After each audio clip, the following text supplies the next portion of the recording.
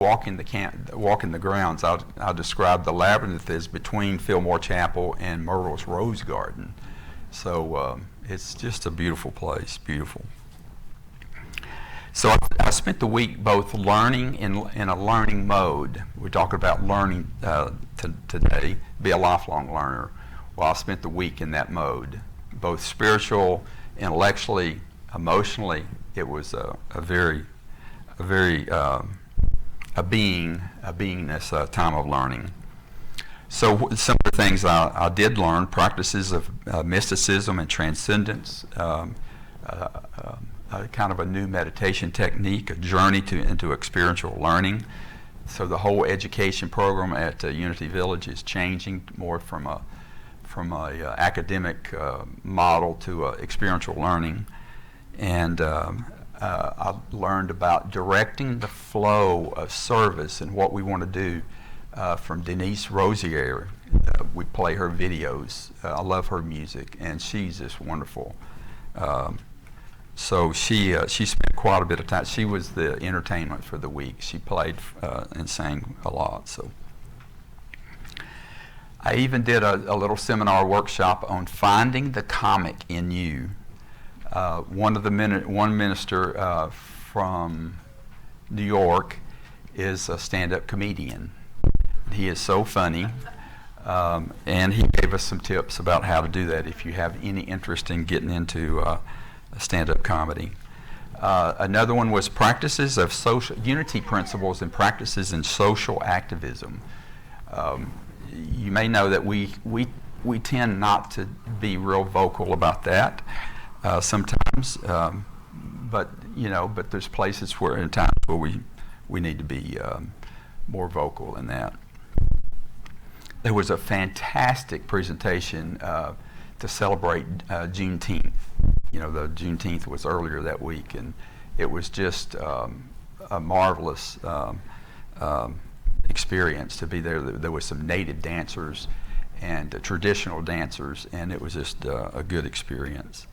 So there was a whole lot of opportunities to learn, and like Mrs. Melissa said, I'll be sharing more and more about that with you. I'll give the board some reports and that kind of thing. So in her insightful book, that's on the screen there, Martha Creek, Presence and Potential, tells us one of the tenets that she shares in this book. Again, these are every one of these tenets that she has shared with us. Oh, by the way, this is Melissa finishes this book next week, so that's the last week.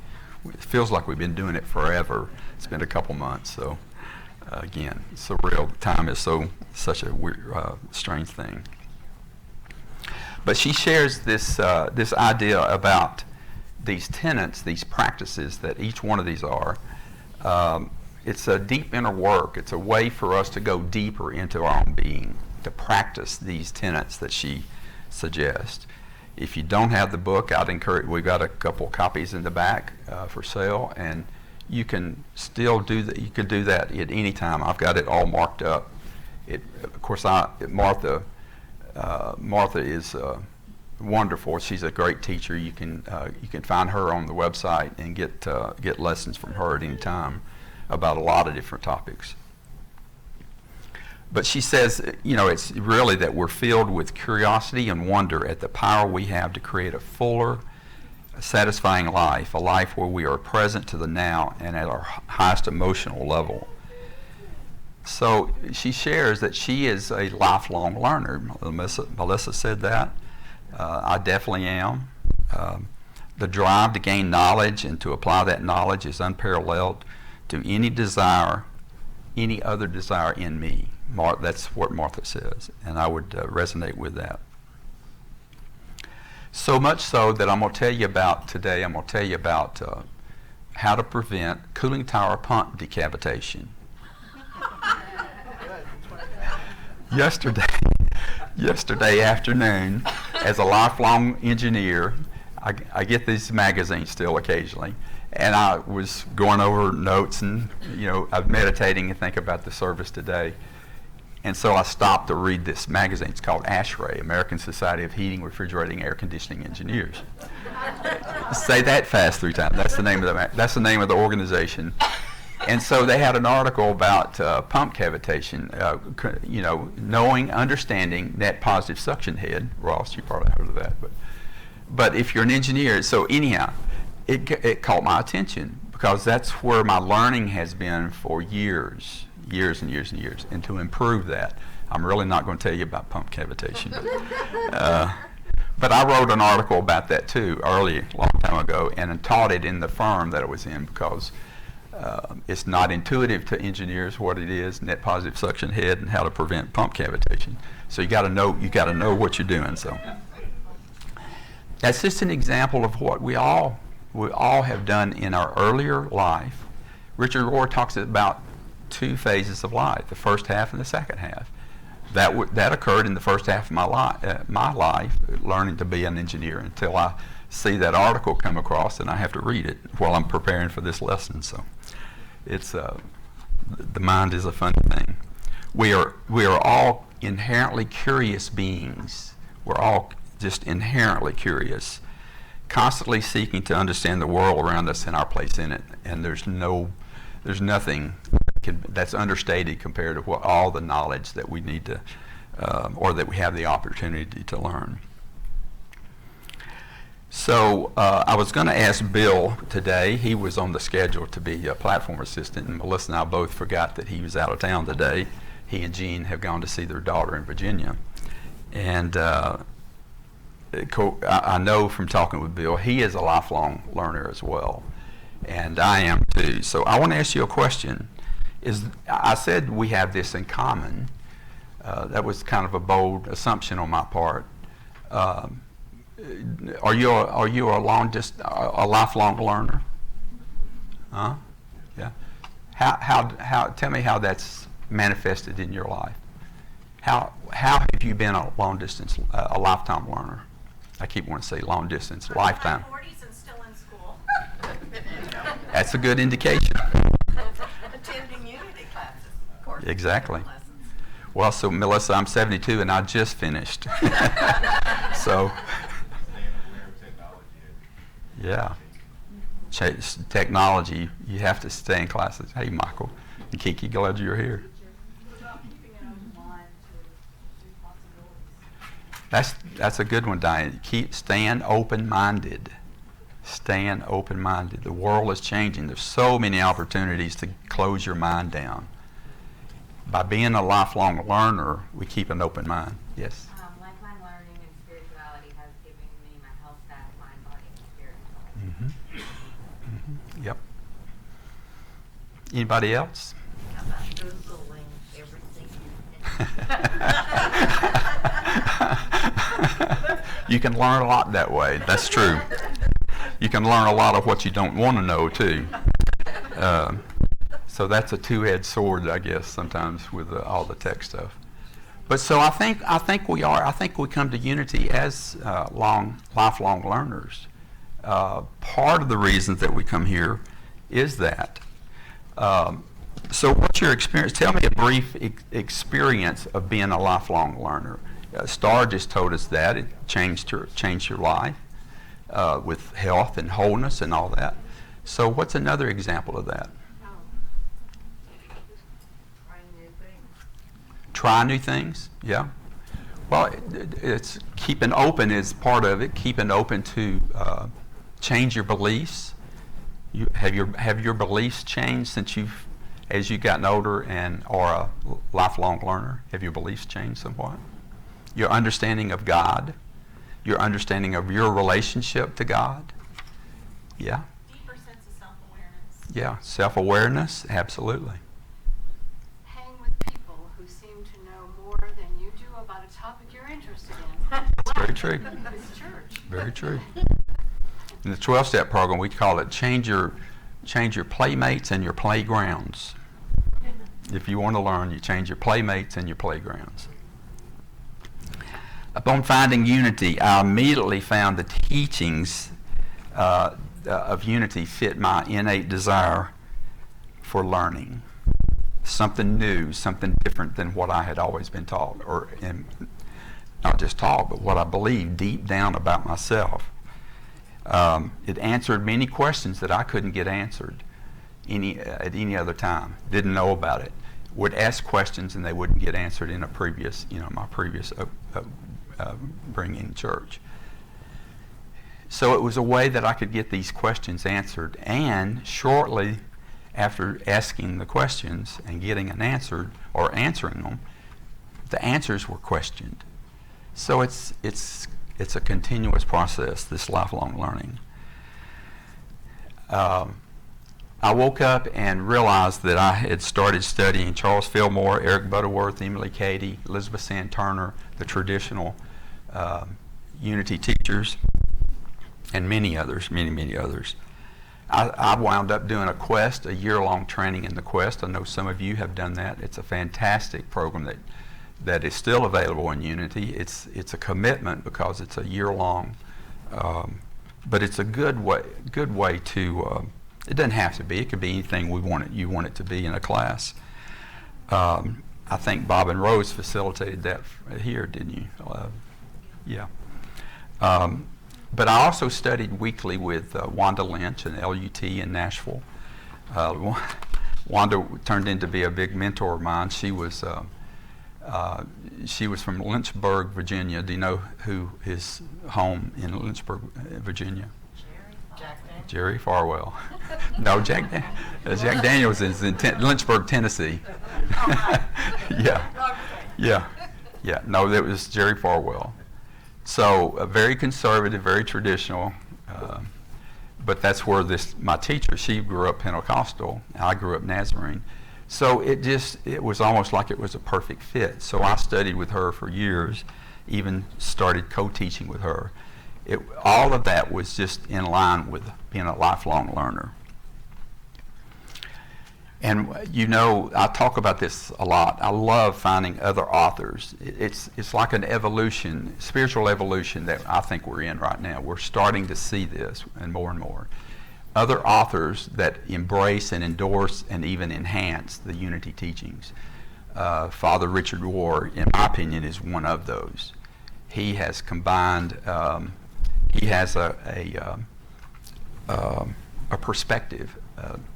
He calls it an alternate orthodoxy that is fresh and enlivening.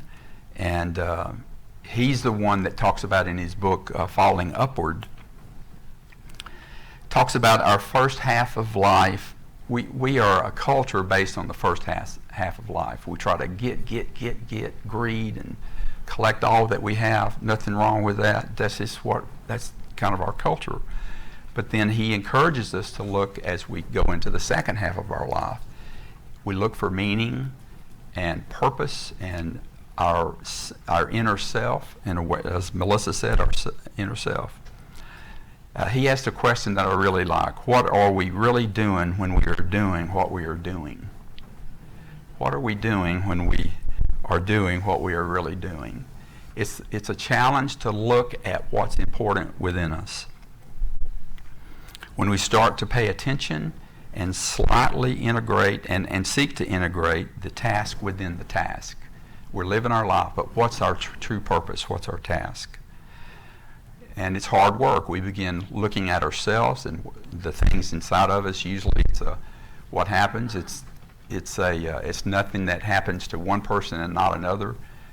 Either a family illness or your own illness or addiction or whatever it is usually draws us or pushes us into a spiritual seeking. We grow much more spiritually by doing it wrong than by doing it right. When we fall, then we can come upward. We grow spiritually much more by doing it wrong than doing it right. That gives you a lot to think about right there. So Charles Fillmore, co-founder of Unity Movement, understood the importance of education in our spiritual journey, and that's why I was so attracted to it. I know just right at first. You've all heard this link if you've been in this quote in in unity. You've heard this. Unity is a link in the great educational movement inaugurated by Jesus Christ. And you know, the language that he uses back, I think the first time that was written was 1915, I think it was. He says, you know, so he uses the term Jesus Christ because that was what we did then. Our objective is to discern the truth in Christianity and prove it. The truth that we teach now is not new, neither do we claim special revelations or discovery of new religious principles. Our purpose is to help teach humankind to use and provide eternal truth taught by the Master. So we always talk about Jesus as our teacher and way shower. So his words reminded me that our path is not is about discovering new truths, but also about deepening our understanding and application of eternal principles, principles that are found across all religions. Unity calls us to discern and prove the truths taught by Jesus, embodying them into, and that's how do we prove them? We embody them in our life through continuous learning practices. We practice the 5 principles. We practice love. Jesus taught us to love God, love ourselves, and love our neighbors. For me, lifelong learning is not just about acquiring facts, including learning how to prevent pump cavitation. It's a journey of continuous growth and transformation. It requires an open heart, a willing spirit, ready to embrace new ideas, challenge old beliefs, and apply wisdom in our daily life. As we learn, we evolve, becoming more in tune to our inner truth and the divine present within us. Eric Butterworth is a master teacher of metaphysical concepts in unity. He as far as a teacher of metaphysics and teacher in unity, he's right up there with the top. And Melissa's finishing up, I think this week is the last class of spiritual economics. But his books are just amazing. I keep picking them up, and you know, I was looking at this one this week, Practical Metaphysics by Eric Butterworth. We've done some sermons out of that, Sunday sermons. It is a great, great book to tell you as you seek, as you're learning, being this lifelong learner. The point of that is to wake up and to be aware of who and what we are. To practice the present is to live constantly as if you really believe the allness of God, the divine potential for wholeness is already in you right now. Eric Butterworth says you can't get more spiritual. You can't seek to be more spiritual because you already are. You already are spiritual. You just have to awaken to it. You already are that. There's work to do, to learn, to know that you can practice that, and it's required that we practice it, to live the allness that you are. You're an eachness in the allness of life, as he puts it. So Melissa gave you a little teaser about the blurb in this talk. It's what Martha Creek says, her ultimate reality. What is our ultimate reality along this journey of lifelong learning? She says it's to develop and cultivate don't know mind. Don't know mind. It also can be called beginner's mind. It comes from Buddhism. Don't know. I don't know. I say that's 3 most spiritual words you can learn is I don't know. So I've talked about all this knowledge that we acquire, that I've acquired, all this, and yet the ultimate reality is I don't know. Because it gives us time to pause and be open and to realize that there's more coming into us than what we think we know. And even if we know the answer, we can still, in a conversation, can say, I don't know. So in our pursuit of knowledge, we cultivate this humility to recognize that we don't have all the answers. This humble acknowledgement is not a weakness, but a sign of strength. This doesn't mean we lay our knowledge aside. It doesn't mean that we just lay that down. It just means we use it appropriately and not, as I say, not to beat somebody else with it, particularly ourselves. Don't beat yourself up with it. And we've talked about that last year in this, which you remember, the book by Frank Ostiowski, in his powerful book, The 5 Invitations, Discovering What Death Can Teach Us About Living. One of the 5 invitations is to cultivate a don't know mind. Also known as beginner's mind. So he teaches that we can be this, I don't know, we don't know all of the answers about our life and our death and where we go, and we don't know all that. But it's just to be present to the richness. We don't need to fear, he says, we don't need to fear death. It's a part of life. So if we're in our head with the knowledge that we have, staying in the knowledge, it's easy to become fearful. The don't know mind takes us to a place of mysticism and wonder. It invites us to be open, to have an open heart, an open mind, and a receptive spirit. It encourages us to approach life with curiosity, wonder, free from constraints of preconceived notions and rigid beliefs. This mindset allows us to be fully present in the moment, embracing uncertainty and trusting in the unfolding of life's mysteries. I've got a book, I can't recall his name right now, The Art of Uncertainty. A great book, An Art of Uncertainty. So, as you navigate your life as a lifelong learner, the other thing that I think that, well, for me, that I keep wanting to learn about is all the scientific discoveries and new awareness of science. One of the things that I like about Unity and what we talk about is a science-conscious religion. We're not going to hide the science under the basket, so to speak, like Orthodox Christianity has done for years and years and years, and still are doing today. Banning books about certain topics, and just it's where all we can do is give another path and be the path that we want to see in the world. The principles of don't know or beginner's mind can guide us toward a more authentic and meaningful life, because it keeps us open and it keeps us from being closed-minded again. Ever curious and open. So there's some steps that I thought about that we can do. We can embrace curiosity, practice humility, be present, and apply wisdom to all that we do in our lives. So this lifelong path of learning and the humble embrace of I don't know, the 3 most powerful spiritual words, I don't know. In doing so, we open ourselves to boldness of wisdom, of divine presence, and the endless possibilities of our spirit. Eric Butterworth talks about it just like Martha Creek is saying. Be present to find the potential, to be aware of the potential that you already have. So I hope we can walk this path with joy and curiosity and a heart full of wonder. Namaste.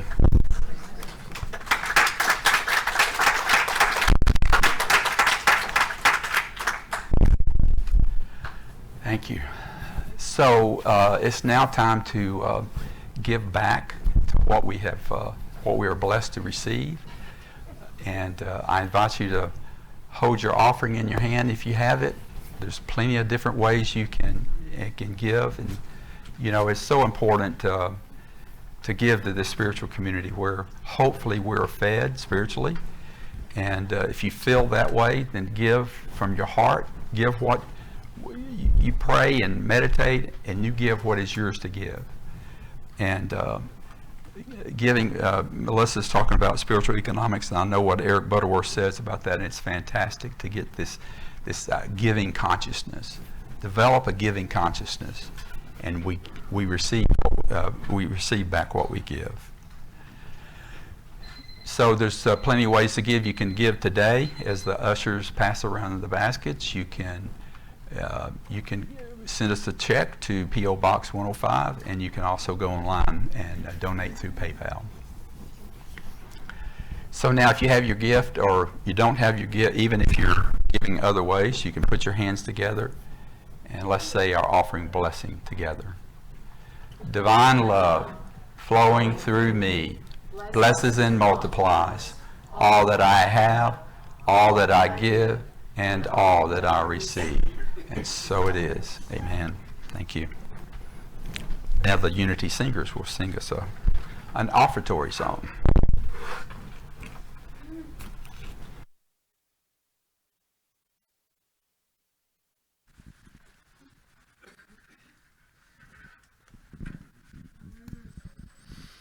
Please join us as we sing Our Thoughts, Our Prayers.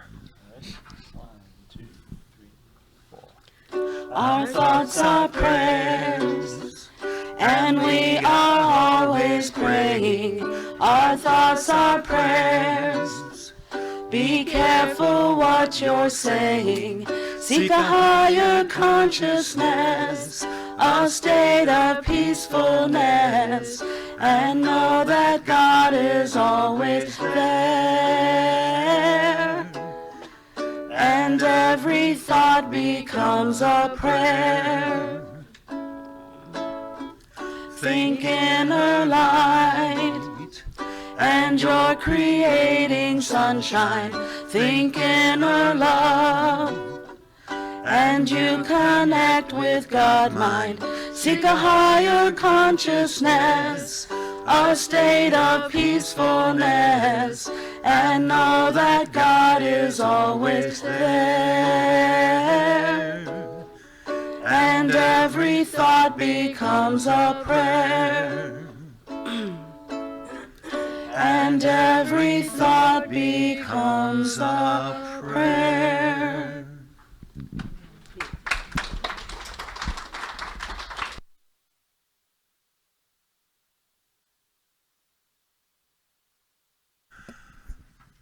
Okay. As we come to the close of our service, we certainly want to give a special thanks to Rev Ron and Melissa, and to all of you for joining us today in person, and of course those that are joining us on Facebook Live. So to end our service,